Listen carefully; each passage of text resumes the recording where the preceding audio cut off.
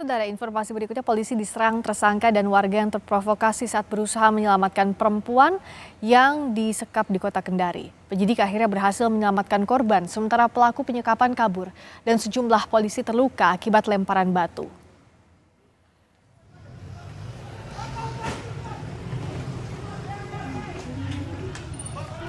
Sebelumnya, polisi mendapatkan laporan seorang wanita menjadi korban penyekapan oleh mantan kekasihnya. Namun saat penggerebekan dan evakuasi korban sedang berlangsung, warga justru melempari polisi dengan batu akibat provokasi dari pelaku yang berhasil melarikan diri.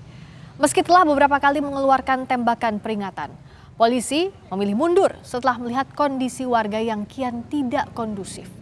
Korban mengaku dijemput saat pulang kerja dan sempat dianiaya oleh pelaku. Kini polisi masih memburu pelaku dan sejumlah warga yang melakukan penyerangan.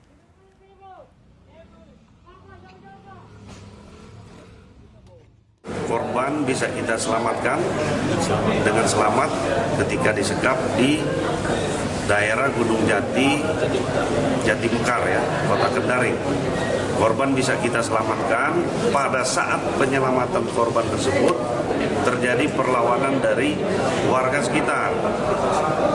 Warga lokasi sekitar, mereka melakukan pelemparan batu kepada anggota dan beberapa juga anggota mengalami luka memar akibat batu. Mobil patroli hancur sedikit ya di bagian kap mobil.